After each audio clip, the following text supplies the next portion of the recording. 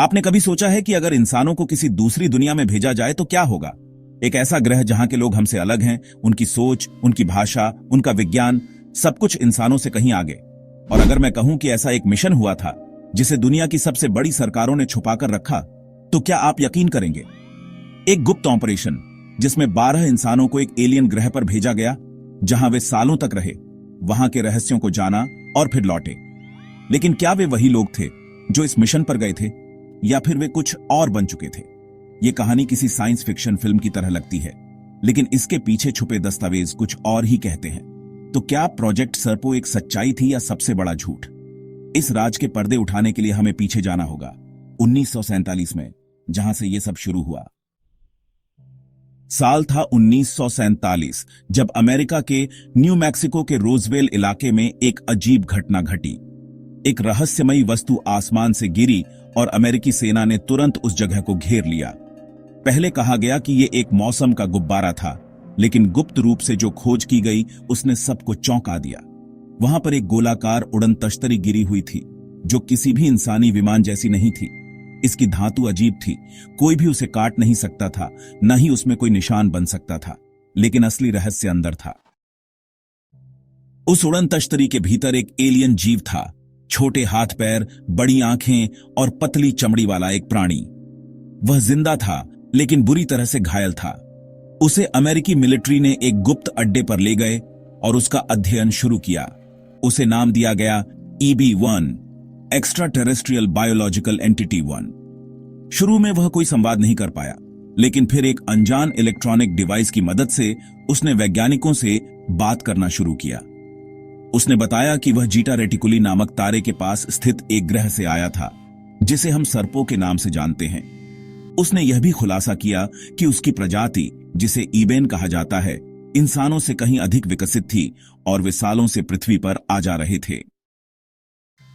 लेकिन सबसे हैरान करने वाली बात यह थी कि ईबेन इंसानों के साथ एक समझौता करना चाहते थे। अमेरिकी सरकार ने इस एलियन के संदेश को गंभीरता से लिया। कई गुप्त बैठकें हुईं, वैज्ञानिकों और सैन्य विशेषज्ञों ने इस मुद्दे पर विचार किया। अंततः 1960 के दशक की शुरुआत में एक ऐतिहासिक समझौता हुआ। इसके तहत अमेरिका 12 लोगों को ईबेन के ग्रह पर भेजेगा, जहां वे उनकी सभ्यता को समझेंगे, उनके विज्ञान और तकनीक को जानेंगे और बदले में इंसानियत को आगे बढ़ाने के लिए नई जानकारी प्राप्त करेंगे। इसके लिए अमेरिकी सेना और सरकारी एजेंसियों ने 10 पुरुष और 2 महिलाओं का चयन किया। ये सभी विशेषज्ञ थे, वैज्ञानिक, डॉक्टर, इंजीनियर और सैनिक, जो किसी भी परिस्थिति में जीवित रह सकते थे। लेकिन इसके लिए उन्हें अपनी पहचान मिटानी पड़ी। उनके परिवारों को बताया गया कि वे किसी गुप्त मिशन के दौरान मारे जा चुके हैं। उनके सरकारी रिकॉर्ड हटा दिए गए और वे अब दुनिया के लिए अस्तित्व में ही नहीं थे। अब वे एक ऐसी यात्रा पर जाने वाले थे जहां से वापसी की कोई गारंटी नहीं थी। 1965 में जब वह दिन आया तो ये 12 लोग एक अज्ञात उड़न तश्तरी में सवार हुए। जैसे ही यान ने उड़ान भरी, उन्होंने महसूस किया कि यह किसी भी इंसानी तकनीक से बिल्कुल अलग था।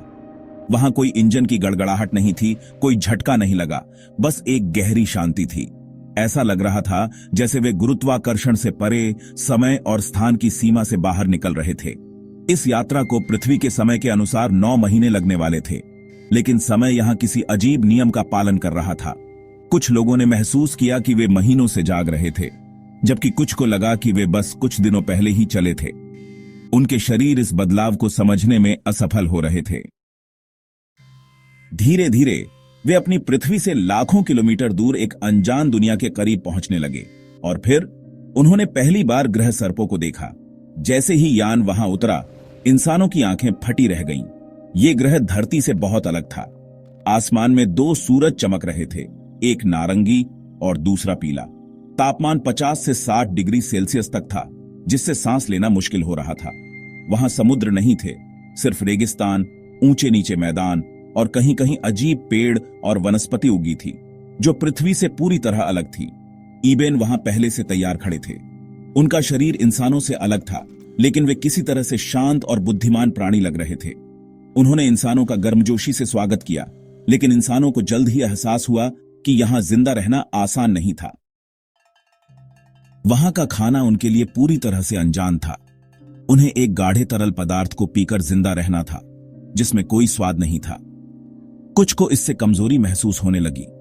सबसे बड़ा बदलाव यह था कि यहां का एक दिन पृथ्वी के 40 घंटों के बराबर था। कुछ ही महीनों के अंदर 2 वैज्ञानिकों की मौत हो गई, एक की बीमारी से और दूसरा अचानक गायब हो गया। इबेन ने कहा कि उसने उसे नहीं देखा, लेकिन अब इंसानों को संदेह होने लगा था।